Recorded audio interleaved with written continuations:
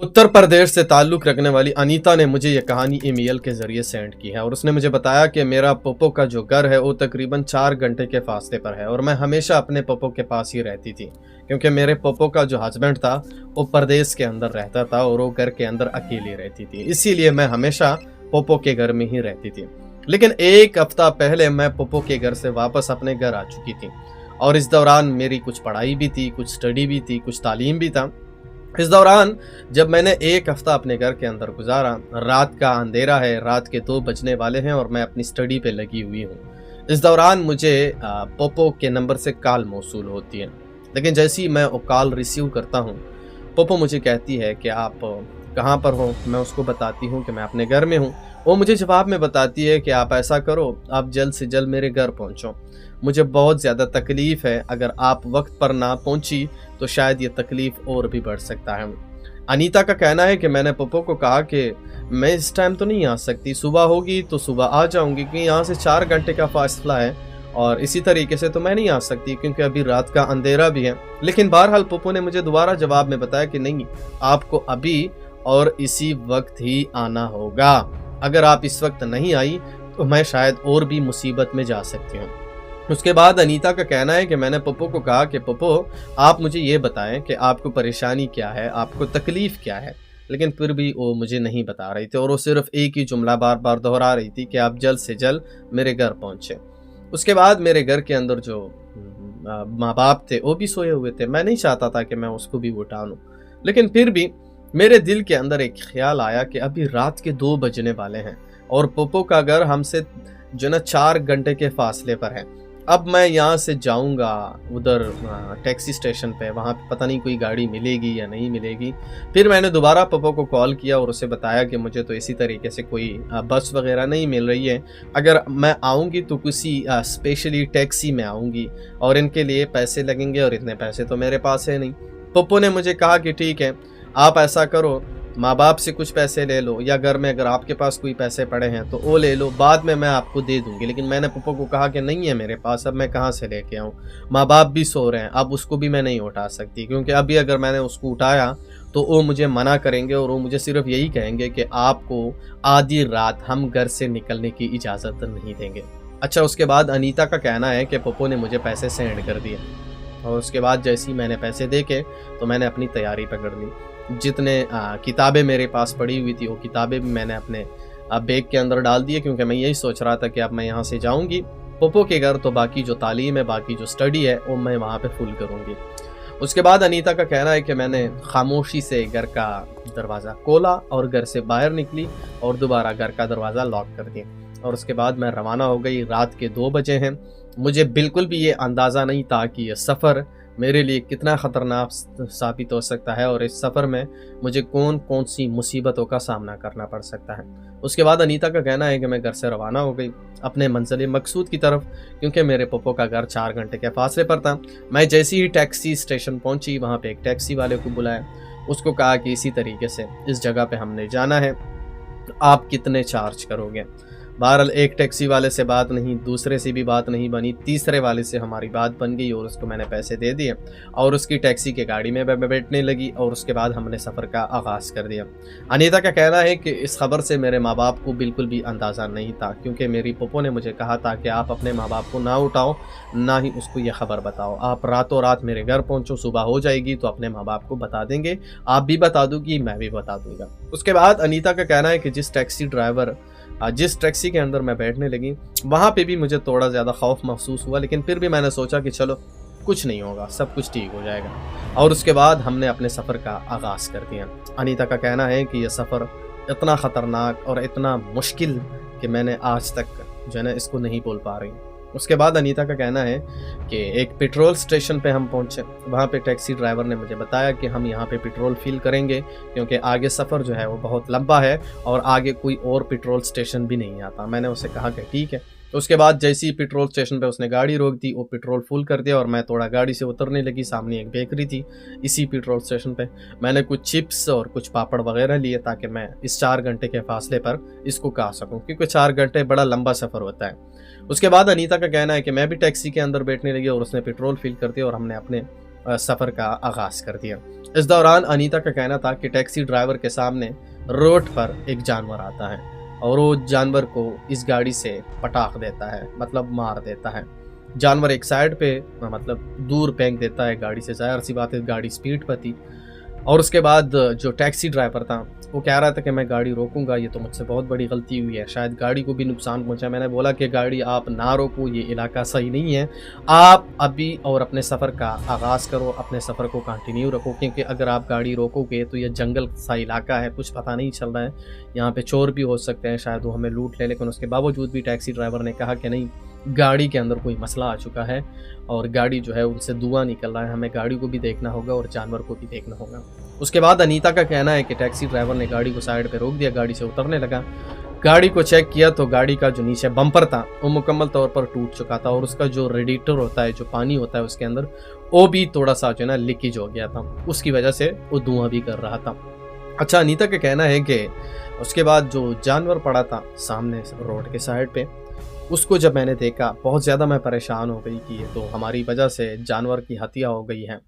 लेकिन बहरहाल taxi driver जो तो अपने गाड़ी पे लगा हुआ था, जो कि पानी का रेडिएटर था वो ठीक करने के लिए, ताकि उसकी जो पानी लीकेज है वो बंद कर सके। अगर वो पानी बंद नहीं करेगा तो गाड़ी गर्म हो जाएगी और फिर गाड़ी आगे सफ़र नहीं करेगी।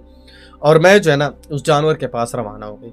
छोटा सा जानवर था, मैंने जब उसके पास पहुंचा तो उसके अंदर अब भी सांस चल रही थी और जैसे ही मैंने उसे देखा तो मैंने टैक्सी ड्राइवर को आवाज़ दी कि इसके अंदर तो अभी भी सांस चल रही है, हम ऐसा करते हैं कि हम इसको रेस्क्यू करते हैं, अपने गाड़ी के अंदर रखते हैं, वहाँ पे पहुँच के किसी डॉक्टर को दिखा देंगे, ये ठीक हो जाएगा। लेकिन टैक्सी ड्राइवर ने मुझे कहा कि इसे हाथ ना लगाओ।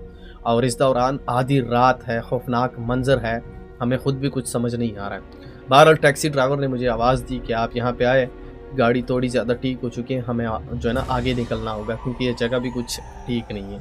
उसके बाद अनीता का कहना है कि मैं दोबारा इसके गाड़ी में बैठने लगी और अपने सफ़र का दोबारा हमने आगाज़ कर दिया। अच्छा, अनीता का कहना है कि जैसी हम 2 किलोमीटर के फासला हमने तय करना था, उस दौरान दोबारा यही जानवर आया और दोबारा उस गाड़ी से उसने पटाख डाला उसको, इतना दूर फेंका कि बिल्कुल मुझे समझ नहीं आ रहा। दोबारा उसने ब्रेक लगाई, मेरा दिल जो था वो काम पर आता। अब मैं बहुत ज़्यादा परेशान हूँ, मुझे बिल्कुल भी समझ नहीं आ रहा है कि ये दूसरा जानवर है जो इस जगह पे पहुँच रहा है, अब क्या होगा। बहरहाल अनीता का कहना है कि जैसी गाड़ी उसने दोबारा साइड पे लगा दी, हम दोबारा गाड़ी से उतरे, वही जानवर, उसी तरीके का जानवर दोबारा उसने गाड़ी पे मारा था। मैं जानवर के पास गई, मोबाइल का टार्च ऑन किया, वही जानवर रोड पे पड़ा हुआ है। समझ नहीं आ रहा है कि एक जानवर तो मार डाला, अब ये दूसरा जानवर कहाँ से आ गया, क्या ये इलाका इन जानवरों का है। और उसके बाद अनीता का कहना है कि जब मैं इस जानवर की नज़दीकी जा रही थी तो ये जानवर जो था ये अचानक खड़ा हो गया और जंगल की तरफ भागने लगा।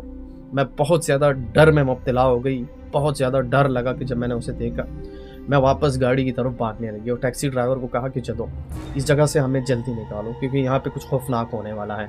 टैक्सी ड्राइवर जो था वो भी शदीद परेशान था, वो भी बिल्कुल डर के माहौल में था, हमें बिल्कुल समझ नहीं आ रहा था।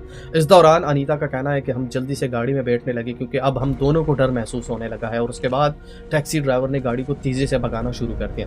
अच्छा, इस दौरान अनीता का कहना है कि कुछ ही सफ़र हमने तय कर दिया था। रोड के एक साइड पे भी वही जानवर हमें नज़र आ रहे हैं, रोड के दूसरे साइड पे भी हमें वही जानवर नज़र आ रहे हैं और ये जानवर इंतहाई बहुत ज़्यादा है और इसकी आंखें भी कुछ अजीब हैं, कुछ अजीब नज़र आ रहा है। यानी जितना भी हम सफ़र कर रहे हैं रोड के दोनों साइडों पर यही जानवर सिर्फ नज़र आ रहा है। उसके बाद जो है ना अनीता का कहना है कि मैंने अपनी आंखें बंद कर ली क्योंकि अब मैं मुकम्मल तौर पर खौफ के माहौल में चली गई हूँ और मुझे बिल्कुल भी समझ में नहीं आ रहा है कि ये रोड कितना ख़तरनाक है और इतने ज़्यादा जानवर आए कहाँ से हैं। उसके बाद अनीता का कहना है कि हमने कुछ ही सफ़र तय किया था कि इस दौरान हमारी गाड़ी का एक टायर पंचर हो जाता है, यानी ब्लास्ट कर देता है, बहुत ज़ोरदार आवाज़ करता है। उसके बाद टैक्सी ड्राइवर मुझे पीछे मुड़कर देखता है और कहता है कि मैडम जी ये तो गाड़ी का टायर फट चुका है, अब हमें गाड़ी का टायर भी तब्दील करना है और उसके बाद ही हमें यहाँ से निकलना होगा। उसके बाद अनीता का कहना है कि ये खौफनाक मंजर था, बिल्कुल समझ नहीं आ रहा था, रात का अंधेरा था और खौफनाक रोड था और जो हमने देखा था वो पहले से ही बहुत ज़्यादा खौफनाक था। उसके बाद तो मैं गाड़ी के अंदर बैठने लगी और अपने शीशे जो थे वो मैंने ऊपर की थी और खिड़की को भी लॉक किया था, क्योंकि मुझे बहुत ज़्यादा डर महसूस हो रहा था। अनीता का कहना था कि टैक्सी ड्राइवर भी टैक्सी के अंदर ही बैठा हुआ था और वो बाहर नहीं निकल पा रहा था, क्योंकि उसे भी बहुत ज़्यादा डर महसूस हो रहा था और उसे खुद भी समझ नहीं आ रहा था कि अब हमने करना है तो करना क्या है, कैसे करना है। उसके बाद अनीता का कहना है कि टैक्सी ड्राइवर अपने दिल पे हाथ रख के गाड़ी से उतरने लगा और पीछे डिग्गी से एक टायर निकाला और बस टायर तब्दील करने पे लग गया, क्योंकि अब वो कोई चारा भी नहीं है। उसके बाद अनीता का कहना है कि इतनी खौफनाक आवाज़ें हमको सुनाई दे रही है कि बिल्कुल हमें तो समझ नहीं आ रहा है कि आखिरकार इस रोड पे ऐसा हुआ क्या है। उसके बाद अनीता का कहना है कि इन सारी सिचुएशनों को देखकर मैंने अपना फ़ोन निकाला और अपने पप्पू को कॉल किया।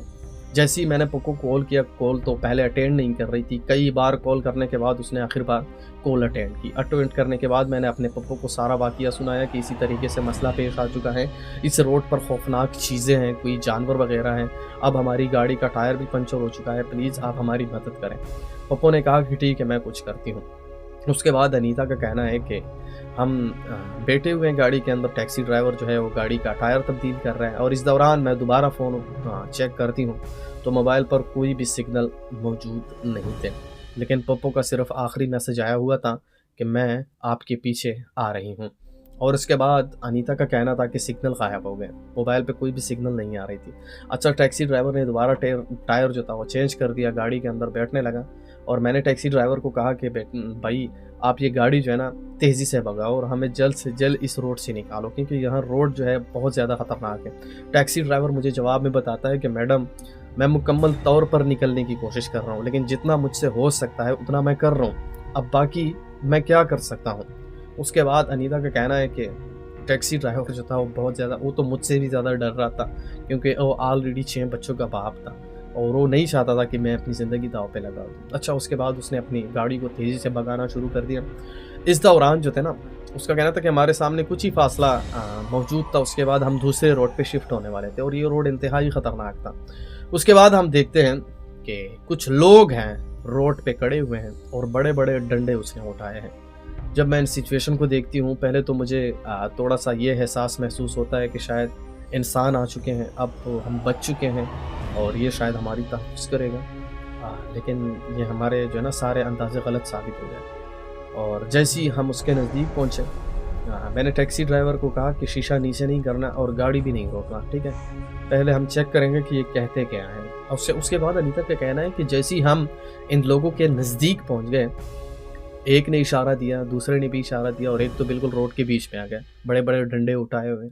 अच्छा, उसके बाद अनीता का कहना है कि हमने गाड़ी नहीं रोकी, ना रोकने पर एक बंदा जो कि पीछे वाला था उसने शीशे पर डंडा मार दिया, जो मेरे बैक साइड का शीशा था वो टूट गया और उसके जो छोटे छोटे केलेचों थे वो मेरे ऊपर गिरे और उसके बाद टैक्सी ड्राइवर ने गाड़ी को भगा दिया। अच्छा, भगाने के बाद इनके पास बाइक थे और ये बाइक पे बैठने लगे और हमारा पीछा करते रहे। टैक्सी ड्राइवर आगे और ये बाइक जो थी ये पीछे, इनके पास बड़े बड़े डंडे थे। बाद में पता चला कि ये तो जो है ना चोर है। अच्छा, उसके बाद अनीता का कहना है कि टैक्सी ड्राइवर जो था वो फुल स्पीड पे अपनी टैक्सी को भगा रहा था और ये पीछे जो थे ये चोर थे, क्योंकि हम ऑलरेडी एक बला से बच चुके हैं, अब ये दूसरे का सामना कर रहे हैं। वो हमारा पीछा कर रहे हैं, हम उनसे आगे, और वो बार बार हमें रोकने की कोशिश कर रहे हैं कि किसी भी तरीके से हो आप अपनी गाड़ी रोक लो और हम आपको जो ना आपसे चोरी कर लें और उसके बाद हम चले जाएंगे। लेकिन टैक्सी ड्राइवर बड़ा मजबूत था और वो अपनी टैक्सी को बिल्कुल भी रोकने के लिए तैयार नहीं था। उसके बाद वो पीछे रह गए और हम आगे चले गए। अच्छा, उसके बाद अनीता का कहना है कि ये मुझे बिल्कुल भी अंदाज़ा नहीं हो रहा था कि ये रोड हमारे लिए इतना ख़तरनाक साबित होगा। मैं बार बार मोबाइल को भी चेक कर रही हूँ कि शायद कुछ ना कुछ सिग्नल आ जाए, मैं करीबी किसी पुलिस स्टेशन को कॉल कर दूँ, हेल्पलाइन पे कॉल कर दूँ ताकि मदद को कोई आ सके, क्योंकि हम कौन सी मुसीबत में मुब्तला हो चुके हैं। उसके बाद अनीता का कहना है कि वो चोर तो पीछे रह गए, अब हमें आगे सफ़र कंटिन्यू करना है। जैसी इस रोड को हम एख्तिताम पसीर होने वाला है, इस रोड ख़त्म होने वाला है, अब दूसरे रोड जो कि बड़ा रोड है, हाईवे है, उस पर शिफ्ट होने वाले हैं। तो उस दौरान जब हम जैसी बड़े हाईवे पे शिफ्ट हो गए और थोड़ा सा हमने फासला तय किया था, तो उस दौरान उस जगह पर एक पुलिस स्टेशन आती। हम उन पुलिस स्टेशन पर रुक जाते हैं, थोड़ा सुख का सांस लेते हैं, पानी पीते हैं, टैक्सी ड्राइवर भी पानी पीते हैं और हम पुलिस को सारा वाक़या बताते हैं। बहरहाल पुलिस अपनी गाड़ी निकाल कर इन चोरों के पीछे निकल जाती है और हम वहाँ पुलिस स्टेशन में बैठे हुए हैं। सिग्नल भी काम कर रहा है। मैंने जैसे ही मोबाइल निकाला, पप्पू की कॉलें आ रही है बहुत ज़्यादा और जैसे ही मैंने अटेंड किया, उसने बोला कि मैं मेन हाईवे पर हूँ, आप कहाँ पर हो? बहरहाल मैंने उसको पुलिस स्टेशन का बताया और मेरे पोपो मेरे पास पहुँच गई। जैसे ही वो मेरे पास पहुँची, मैं रोते हुए अपने पोपो को गले लगाया और पोपो ने मुझे कहा कि ये सबसे बड़ी गलती जो है ये मेरी है कि मैंने आपको आधी रात बुलाया। और उसके बाद पप्पू ने मुझे कहा कि मैं अकेली घर में बहुत ज़्यादा इस रात डर रही थी, इसीलिए मैंने आपको बुलाया, लेकिन मैं माफ़ी मांगती हूँ। और उसके बाद अनीता का कहना है कि ये रात हमारे लिए इतनी खौफनाक साबित हुई, जिसको मैं आज तक नहीं बोल पा रहा हूँ। बोलने की कोशिश भी कर रही हूँ, लेकिन इसको आज तक मैं नहीं बोल पा रहा हूँ। बहरहाल अगर आपको भी इसी तरीके से खौफनाक कहानियाँ पसंद है तो मेरे इस यूट्यूब चैनल को फॉलो करो और आपको इसी तरीके से खौफनाक कहानियाँ मिलती रहेगी। इस वीडियो को आगे शेयर करो, जहाँ पे भी हो खुश रहो। अल्लाह हाफ़िज़।